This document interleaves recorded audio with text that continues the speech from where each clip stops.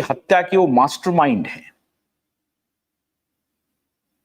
लेकिन पुलिस वालों पर कोई असर नहीं हो रही है, करप्ट पुलिस वालों पे।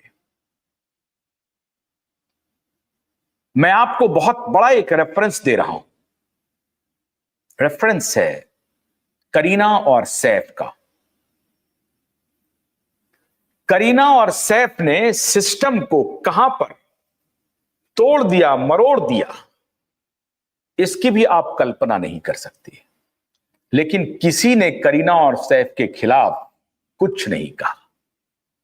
शरीफुल इस्लाम जेल में है, उसे यह बता करके कि यह बांग्लादेशी इंट्रूडर है, वो पहुंचा है यहां पे, यह बता करके उसे जेल में डाले हुए है। शरीफुल इस्लाम ने अर्जी दी है कि मेरा कोई गुनाह नहीं है, यह पति पत्नी के बीच का मामला है। लेकिन कैसे मुंबई पुलिस नाच रही है सैफ और करीना के इशारे पर, और उसमें भी इस नचाने में जिस एक बड़े पुलिस ऑफिसर की भूमिका का लोग चर्चा कर रहे हैं पावर गैलरी में, वो है परमबीर सिंह। और परमबीर सिंह अभी पब्लिक डोमेन में है, पब्लिक ग्लेयर में है। बहुत बढ़िया उनका काम चल रहा है, उनका धंधा पानी बहुत शानदार तरीके से चल रहा है। वो लीलावती हॉस्पिटल में एग्जीक्यूटिव डायरेक्टर हैं। और अभी कुछ दिन पहले काला जादू का उन्होंने एक स्टोरी प्लांट करने की कोशिश की कि लीलावती हॉस्पिटल के कमरे में काला जादू चलता है।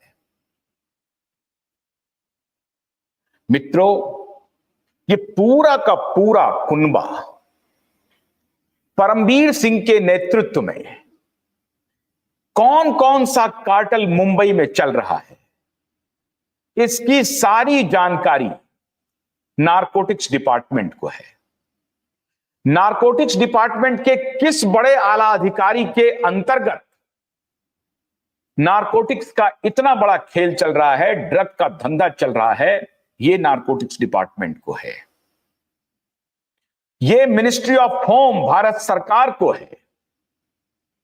Research and analysis wing Rao को है। राव ने बहुत पहले ही कहा था कि अफगानिस्तान पाकिस्तान के बॉर्डर से, कराची के रास्ते, समुद्री रास्ते से, गुजरात, मुंबई और गोवा के रास्ते से यह सारा खेल चल रहा है। उधर तमिलनाडु में श्रीलंका के रास्ते से, और इधर पूर्वी भारत में नेपाल के रास्ते से यह पूरा ड्रग का खेल चल रहा है।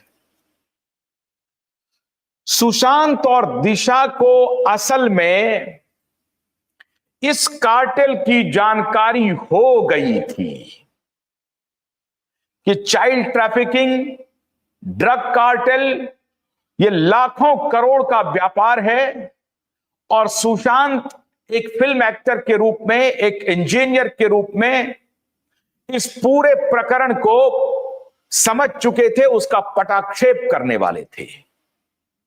सुशांत को मालूम चल चुका था कि हमारे देश को मुंबई के बॉलीवुड के रास्ते किस प्रकार से तबाह किया जा रहा है।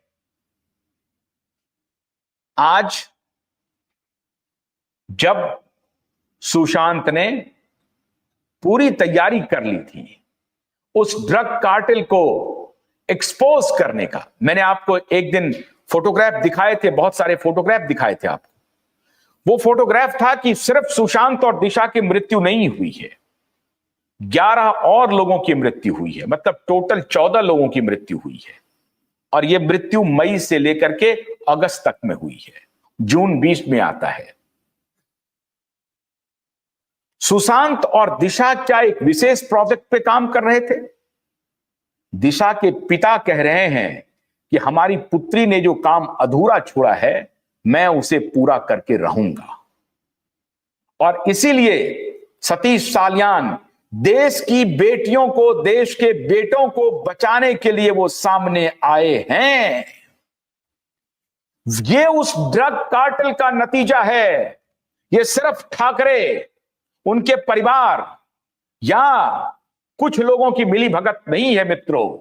इसमें बड़े बड़े पॉलिटिशियन शामिल हैं, इसमें बड़े बड़े पुलिस ऑफिसर शामिल हैं, इसमें खुफिया एजेंसी के लोग शामिल हैं, और ये लाखों का कारोबार चल रहा है और लाखों का धंधा बड़ा चंगा चल रहा है मित्रों,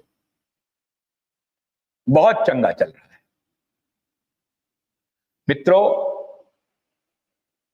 सुशांत और दिशा दोनों इस बात का पटाक्षेप करने वाले थे। एक भी बात, और मैं हैरान हूं, आज मैं आपसे एक और अपील कर रहा हूं कि अगर मैं जज होता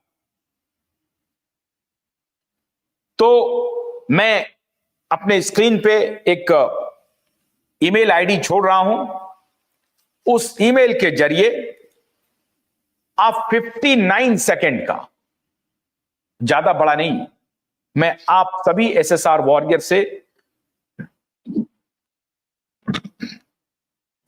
अपील कर रहा हूं कि 59 सेकंड का आप रील तैयार करें,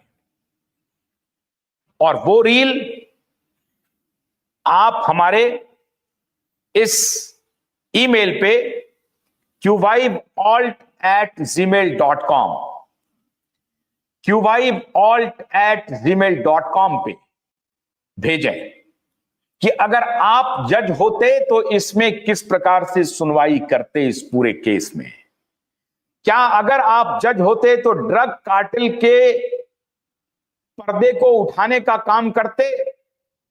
अगर आप जज होते तो सीबीआई को पनिश करने का काम करते? अगर आप जज होते तो मुंबई पुलिस को पनिश करने का काम करते? अगर आप जज होते तो पॉलिटिकल पार्टी जो बड़ी बड़ी घोषणाएं करके, सदन में घोषणा करके एफआईआर नहीं रजिस्टर कर रही है, उसके ऊपर कुछ कार्रवाई करते? अगर आप जज होते तो बॉलीवुड का जो कार्टेल है, जो बॉलीवुड में जो अवैध मनी लग रहा है, इलिसिट मनी लग रहा है, नकली नोटों का कारोबार चल रहा है, उस पर कार्रवाई करते? मित्रों, सुशांत और दिशा एक दो लोगों की मृत्यु नहीं है, मैं हजारों दफा ये बतला चुका हूं। QVibe network